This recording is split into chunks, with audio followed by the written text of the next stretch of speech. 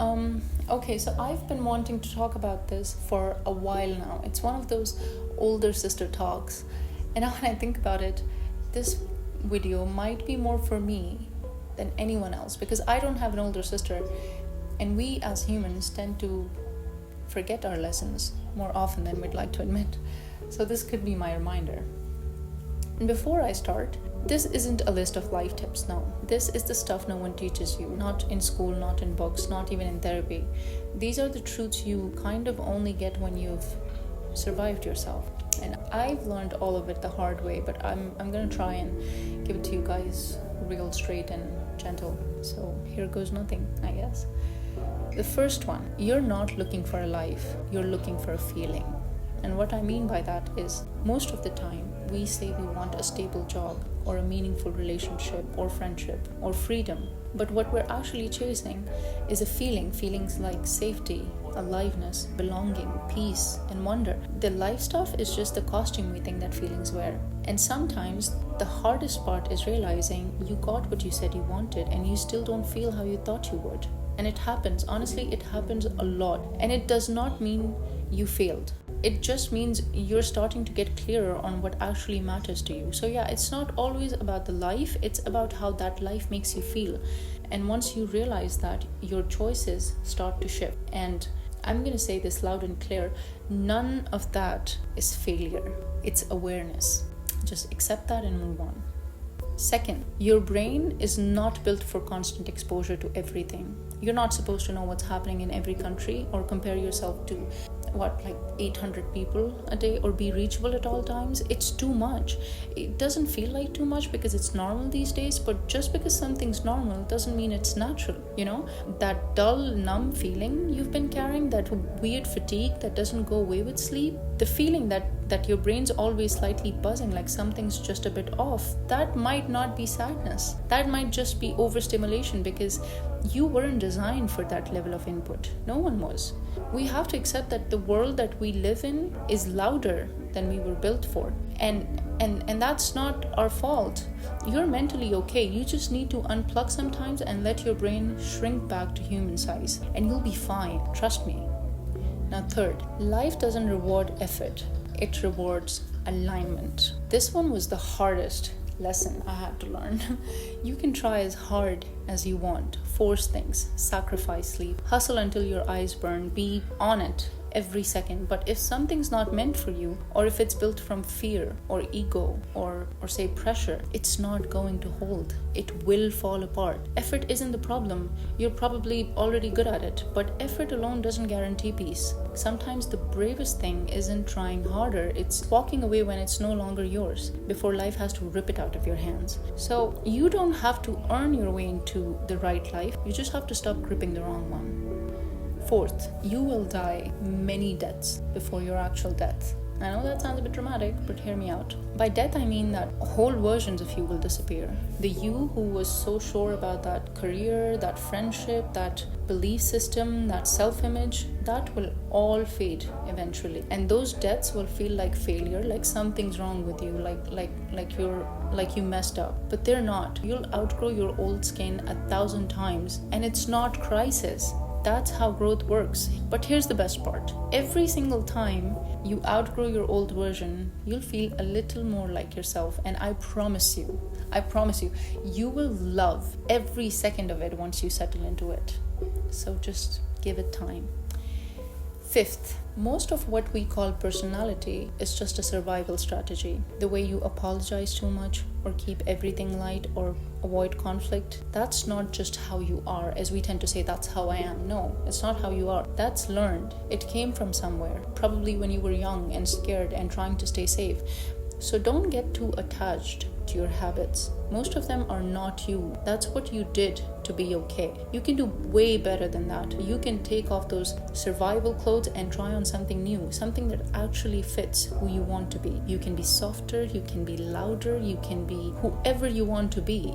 Just don't forget that the real you is under all of that. And believe me when I say this, she has been waiting. Sixth, you will never fully see yourself. only reflections. You don't know your own voice the way others do. You'll never feel the full warmth of your own presence. You can't hug yourself the way you hug your friends. You don't see how you shift the atmosphere everywhere you go. And that's why it's so easy to underestimate your impact, to think you're not doing enough or that no one notices you. But you live in people's memories. You exist in the way someone exhaled when you walked into a room. You exist in the smile of your friend when they spotted you across the crowd. You exist in that moment when a random old lady saw you in a store and thought, oh my God, she's beautiful. You exist in that admiring stare from your classmate when you answered a question they didn't expect anyone to get. So you won't always see your light, but that does not mean it's not there.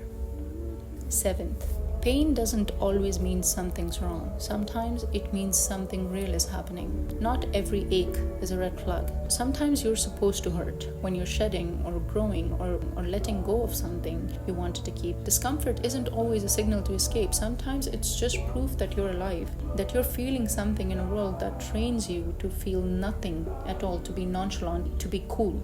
But you know what? When you try to deny yourself the right to feel pain, that's when it hits the hardest, because pain demands to be felt. So let it be felt. Let it move through every fiber of your being. Let it change you in the way it's meant to.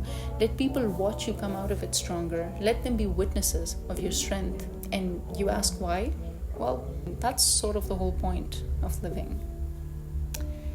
8th, joy is not found in intensity, it's found in presence. The best moments of your life probably won't feel like fireworks. They'll be weirdly quiet. Someone making you chai without asking, sun on your face after a long time, a soft bed after a long day, the feeling after a long night shower, or music playing while you're cleaning your room, or the sound of someone you love laughing in the next room. It's not the magnitude of the moment, it's how there you are for it. And here's the thing about joy, it walks unannounced. Sometimes it slips in through the back door, dressed like nothing special. And if you're too busy chasing the next big thing, you'll miss it. And that's the saddest part. Most of us miss our own joy because we think it has to be louder than this. So I guess I have to officially break it to you guys. This is it. Literally, this ordinary, quiet, still life is actually the good part. You just have to be here for it. 9th, you will not be remembered for how healed you were. Never. We think the goal is to become this emotionally flawless, enlightened being, someone who never flinches, who never reacts, who never struggles. But that's not what stays with people. People don't remember how many books you read, how perfectly you managed your emotion, or how you have no triggers. They'll remember how it felt to sit beside you, to have a conversation with you. They'll remember how seen they felt and how comfortable they were around you, how gently you listened, how they didn't feel judged for being a little messy. They'll remember if you made room for them to be exactly who they were, without fixing, without performance. Your healing doesn't have to look like perfection. It can look like presence. It can look like patience. It can look like being kind even when you're tired. You're not here to be perfect. It's simple as that. You are here to be human in a way that makes other people feel like they can be too. 10th, you cannot be the exception in someone's pattern. Take that thought and drop it somewhere in the ocean. You cannot heal a person who doesn't want to be healed. You can't save someone who's married to chaos. They may care about you, but if chaos is their comfort zone, your love will eventually become a threat. Never forget that. Don't try to be the person who finally fixes them. Okay, Bob the Builder? That is not your assignment, not your responsibility. You are not the exception. You're just the pattern with softer hands. You're the reminder that they're not ready, and you're always going to suffer for it. 11th, not everyone who hurts you owes you closure. Yeah, you may never get that apology, that explanation, that closure conversation, and that sucks, I know. But sometimes closure is realizing you were always the one with more emotional maturity. Closure is when you finally stop rehearsing what you'd say to them, because peace became more important than being understood. 12th, you are not behind. The timeline is fake. Who decided 30 is the deadline for success? Who made it the rule that you're supposed to have it all figured out by 26? We act like life is a race and the winners are the ones who peak the earliest. But early peaks often come with early crashes. the best things in life, real confidence, deep relationships, steady purpose, wisdom, strength, they take time. They don't rush, they build, they age well. You're not late, you're not falling behind. You're moving at the exact pace your life requires. And if you forced it to happen faster just to keep up, it wouldn't last anyway. So let it take the time it needs. Let you take the time you need. 13th, you don't have to monetize your talents. Oh my god, I cannot stress this one enough. Not every passion needs to become a side hustle. Not every gift needs a price tag. Some things are just sacred because they make you feel alive. They don't need to be profitable or productive to be valuable. They don't have to earn their place in your life. Sometimes just holding on to things, the small loves, is exactly what keeps you whole.